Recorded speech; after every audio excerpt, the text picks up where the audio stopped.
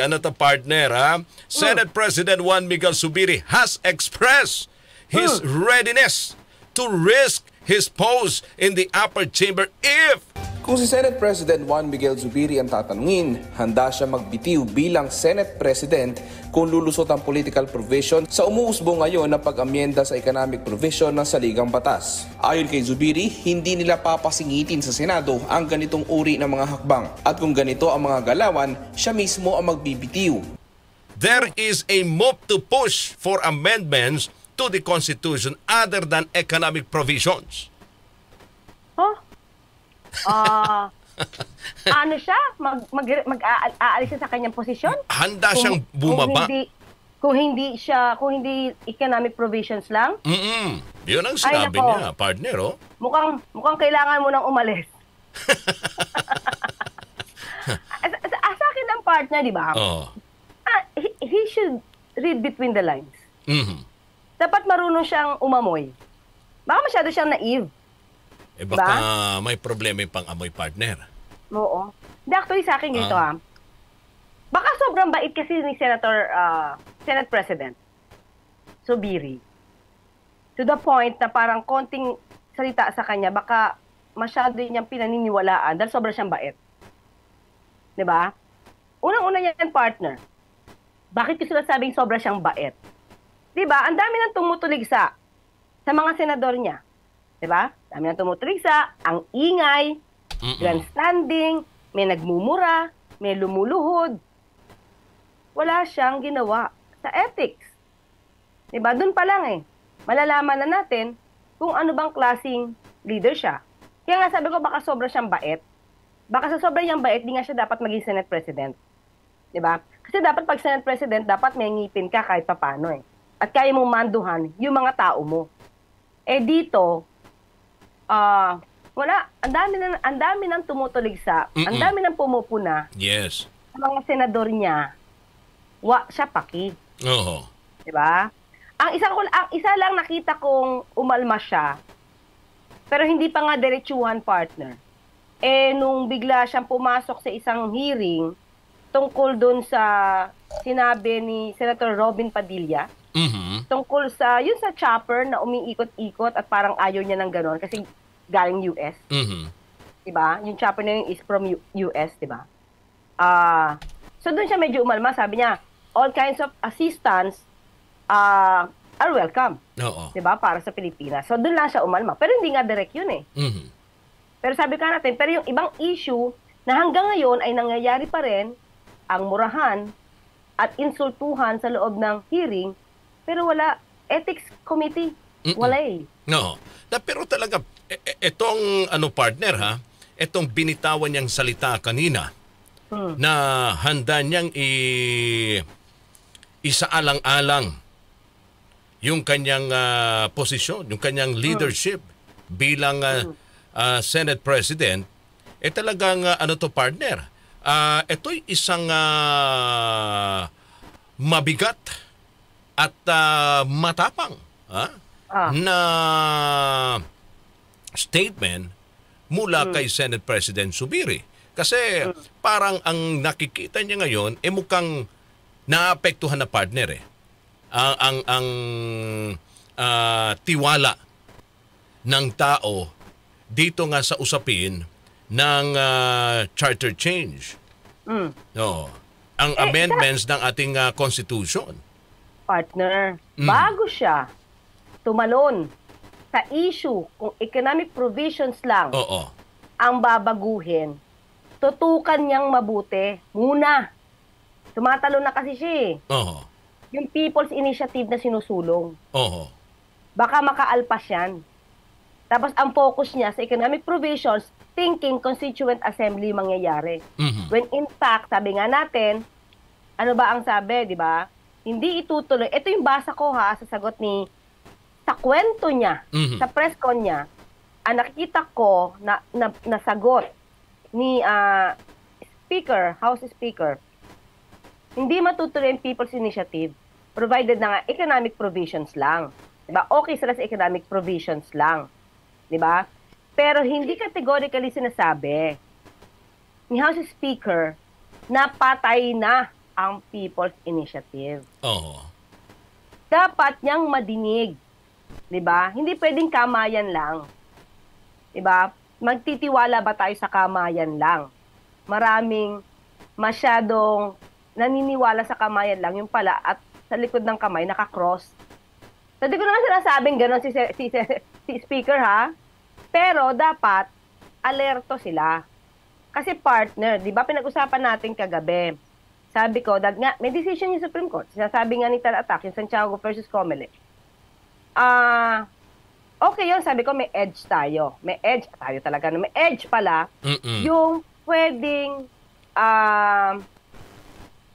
yung mga kumakalaban sa People's Initiative. Diba?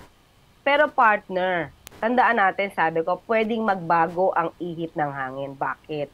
Sa Santiago versus Comelec, dinismiss kasi nila yung petition dito kasi hindi sapat yung mga ginawa. Hindi sapat yung hindi sufficient yung mga compliance sa requirements. Pero partner, although may pronouncement dito, diba, sa decision na to, na lumalabas na yung batas patungkol sa pag-i-implement ng People's Initiative, insufficient partner. Pero, yung RA 6735, sabi insufficient. Pero partner, maraming justices noon na merong dissenting and concurring opinions. Ibig sabihin, nag-concur sila na dapat i-dismiss yung petition, pero yung iba nagdi-dissent. Ibig sabihin, ay, hindi ako pabor doon sa sinabing yung RA 6735 ay insufficient. So, dalawa kasi naging issue eh. Para bang, dapat bang i-dismiss? Nagkaroon ng pronouncement na i-dismiss yan. Kasi ganito. At the same time, sinabi na yung RA 6735 is inadequate. Kulang daw. So, hindi siya mai-implement yung People's Initiative. Kasi nga, kulang daw yung 6735. Pero sabi ko nga, nanalo, syempre sa botohan, di ba? Unbank to partner. Hindi ako nagkakamali, unbank nga. Ang sinasabi kasi is insufficient, pero maraming justices din ang nagsabi na hindi insufficient yung RA 6735. Okay? Katulad ni Justice Puno. May dissenting siya. Pero concurring siya na i-dismiss yung petition, talagang dapat i-dismiss yung People's Initiative na petition, pero ang sabi niya, base sa kanya, I submit that RA number 6735 sufficiently implements the right of the people to initiate amendments to the Constitution through initiative. So, dissenting siya doon. Partner, kahanga-hanga talaga din ang mga justices yun. Pinupush na nila itong People's Initiative. Okay. Pa rin eh. Pinupush pa rin. Diba? Pinupush pa rin nila. As of now, yung pagkakadinig ko kanina, parang 400 municipalities or cities na ang nakakapag-submit. Madami na yung partner. Pero partner, what if may may isa ang kumwestiyon dyan. Okay, sa Korte Suprema, dito nga sa binabanggit mo nga na insufficient siya. Ito ba ay pupwedeng harangin? Pupwede mo ng partner, huwag ituloy ang pag i-implement gamit itong paraan na People's Initiative para ngayon. Ngayon, tingin ko premature. Okay. Wala pa sila dun sa punto ng petition. Nagagather pa lang sila ng signatures. Sabihin natin, kompleto na. Dapat nandoon na sa petition kung ginrant ba o hindi ginrant ng Comelec. Kasi dito, merong decision kasi yung sabi ng Comelec, ay hindi pwede itong petition na to kasi insufficient yung compliance. So, kaya to umakyat hanggang sa Supreme Court. Sa Supreme Court. Kaya nadesisyonan. Ngayon, if they will question kung sapat ba yung RA 6735 na ginagamit ngayon, partner, tingin ko dapat may decision muna yung Comelec. Okay. Dapat may petition na kasi as of now, signature pa lang, kumbaga hindi pa siya hinog eh. Para i-question, wala pa kasi yung petition for People's Initiative. Ibig sabihin, kung kumpleto na yung mga signatures na nandun sa kanila, hawag na nila lahat, tapos na pumirma lahat. Dapat may resolution na, di ba? Mag-resolution na kung approve o hindi approve. Oho. Pag hindi approve, di ba, dininay, ang magko-question niya, let's say, ang nagsampa ng petition, yung pirma. Diba? Ngayon, kung dininay ni COMELEC, si pirma ngayon ang mag-aapila. Sila yung mag-aakyat ng desisyon. Di ba? Pero kung inapprove, yung kontra sa People's Initiative naman ang mag-aapila. Parang gano'n. Sila yung magko-question. That's why, di ba, kagabi sinasabi ko nga, mukhang tahimik yung mga kumukontra rito. Bukod sa partner, bukod sa kung sino man ang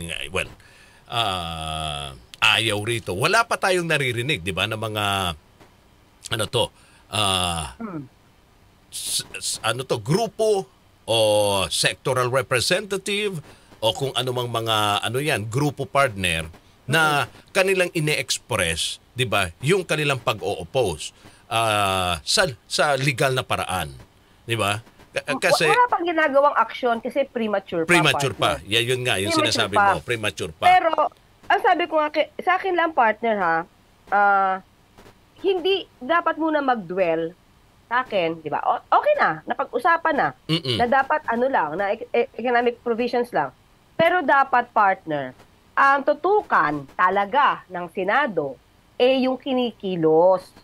Yung mga allegedly na mga private organizations.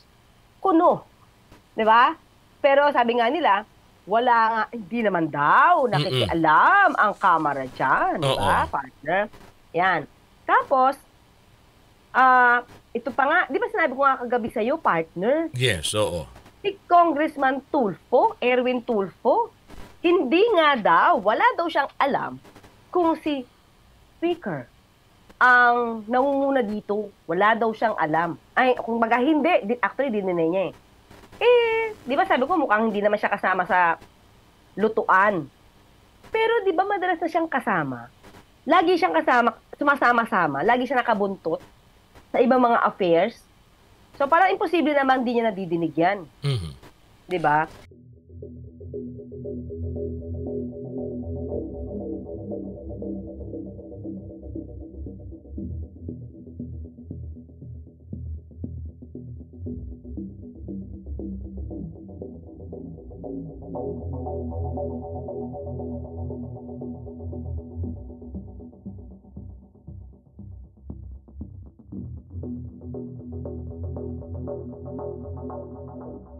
So, itong mga ganitong klaseng pagtatanggol, dapat medyo din tayo dito, partner. Marunong din tayong sumipat-sipat. Pagtatanggol lang ba to? O talagang wala siyang alam at hindi siya kasama sa kung anumang transaksyon? 'Di ba? Kasi kung wala siyang kaalam-alam at lahat ng tao halos alam at ang tinuturo si speaker, kaawa-awa naman si Congressman Erwin Tulfo. Kasi naiiwan siya sa pansitan. Naiiwan siya sa gidli. I believe 2024 will allow us again to revisit the whole issue of the Constitution because I think it's timely that we revisit it, and I said we'd like to focus very much on the economic provision. So we'll try to pursue it by next year. I think early on the resumption of our third regular session, we will tackle the amendment of the 1987 Constitution. I think in coordination with other congresspersons and other in upper ups, I think we can get the target on, I think before SONA, if ever. Sir, there's not. I don't know. Pero sir, we're trying. Diba kasing wala, meron bang alam si Speaker? Parang hindi.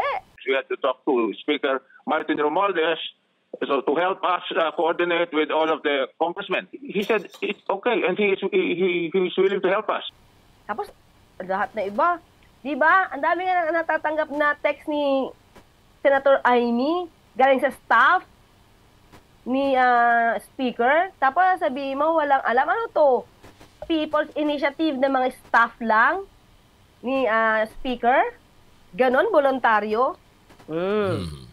Ganon ba yon? Well, indirectly, hindi naman binabanggit talaga ni Senator Amy din yung pangalan. Oh, yes, hindi Diba? na niya binabanggit. Oo, hindi pero niya binabanggit. impliedly. Oo. Diba? Sabi niya, wala namang ibang matuturo. Diba? Kasi yung mga text, galing sa staff niya. Mhm. Diba? Partner, halimbawa ikaw, ha? Halimbawa ikaw dyan, staff mo, si Niel, si Courtney, si Justy, si MJ. Wala kang kaalam-alam. Tapos may ginawa para sa RMN. Mhm. Diba? As in, totoo ba na wala kang alam? Di ba parang imposible kumili sila ng wala kang alam? Or wala alam ang boss?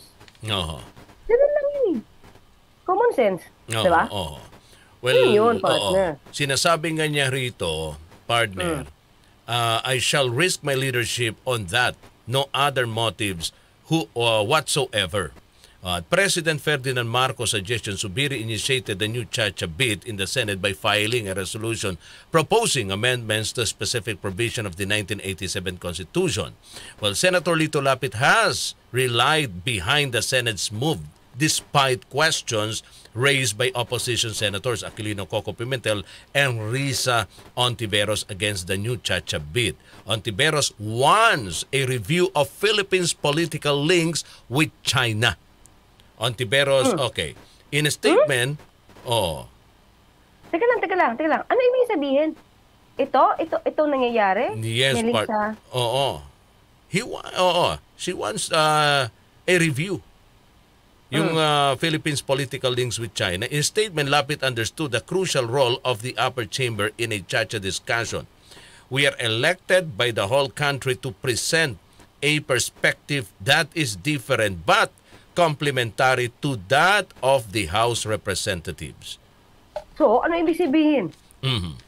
Okay lang? Dapat Oo. nagko-complement ang Senado sa ang House? Well, yung kanyang rito sa tingin position partner, gumaganon-ganon siya, binabalanse niya. Yung kanyang... Nilito Lapid? Senator Pinuno? Oo. Hindi din siya ganun naman. hindi Buti siya nga nagsalita. hindi siya kumukontra sa partner sa Kongreso sa mababang kapulungan at hindi din siya kumukontra dito sa ginawang partner aksyon ng Senado. Maganda. Oo. Actually, partner, hindi ko na lang iintindihin yung sinabi niya. Di ba? Iintindihin ko na lang na nakapagsalita na siya. Oo. Yun Diba? na lang. Okay na yun. Kasi kahit pa paano nadinig natin siya. Mhm. Diba? Kasi, siyempre, ito naman si Senator Lito Lapid. Sabi naman nila, may nagagawa naman daw talagang batas. Diba? Tahimik lang talaga. Oo. So, happy ako na meron siya opinion. Diba? Oo. So, di naman negative, di naman positive, di ba? Balance lang, di, okay na yan. Wala nang problema. Wala kang makakaaway. Oo. Di ba? Wala siya makakaaway sa opinion na yan, di ba? Ang So, mahirap din dyan, partner, dahil wala kang posisyon. Di ba? Dito sa issue. Kailangan, bilang mambabatas din, meron kang sariling posisyon mo. Saan? Di ba? Kung ang posisyon mo para sa Chacha, edi sabihin mo, ipaliwanag mo sa publiko bakit. Di ba? Sinusuportahan mo itong Chacha at sinusuportahan mo ang iyong leader dyan sa Senado. Wala siyang sinabi kung ano susuporta niya. Gusto niya lang magkaroon ng mag-compliment lang, di ba? Yun ang kanyang posisyon. Ngayon. So, gray area. Oo. Kumbaga sa Malabo sa madaling salita. Di mo alam kung lalaki o babae, nasa gitna. Di ba? Kaya nga, partner. Diba? Well, anyway, minsan naman kasi, basta sabi ko, okay na masaya ako na meron siya opinion. No. Kasi sometimes, yung opinion ng iba, doesn't matter at all. Kung wala naman magiging say-say yung opinion niya, basta happy ako may opinion siya. Oo. Diba? But again, nadinig ko na siya. but again, dito nga sa mga sinasabi ngayon ni Senate President Zubiri, gusto lang niyang partner. Gusto lang niyang isiguro sa taong bayan na walang ibang rito motibo. Walang ibang gustong mangyari, no? Dito sa usapin ng amendments ng Constitution. Kundi ay para partner, baguhin ang economic provisions diyan. Kasi again, sabi ko nga kanina, mukhang nagiging na partner medyo tagilit na to dahil nga rito sa mga may init na lumalabas na mga impormasyon, mga bali-balita at yung ibang mga partner, may iba pa silang mga duda sa kung ano man talaga ang plano sa likod dito, partner, sa nais nilang mangyaring amendment sa ating Constitution, lalo tigit yung economic provisions. Partner, sabi ko nga, baka nga hindi na siya umabot sa economic provisions, kaya dapat kumilos na sila ngayon. Although sabi ko, hindi pa premature pa mag-file kung magpa-file man sila sa Supreme Court kung ng constitutionality or kung sufficient ba yung RA 735 o hindi. Oo. Itong ginagawa, particularly this act, premature pa siya. Pero sabi ko, huwag silang tutulog-tulog kasi baka hindi na sila umabot sa economic provisions pag ito ay talagang na-approve at umabot na pwede ang People's Initiative. Sabi ko nga kanina, binanggit ko, maraming justices nung panahon ng Santiago vs. Comelec na nagsasabi na yung RA 7635 is sufficient. So, kapag ito ay nagkaroon muli ng debate, sabi nga natin, gray area, ganun noon sa Supreme Court, baka dumating yung time. Yung ibang justices sabihin yung 6735 sufficient. Kasi hindi sila unanimous na hindi sufficient. Ang daming justices, si Justice Vito, Justice Francisco, Justice Panganiban, si Justice Vito pala at that time, ayaw niya munang pag-usapan doon sana sa desisyon kung sufficient o hindi insufficient. Pero may mga justices na sinabi na sufficient.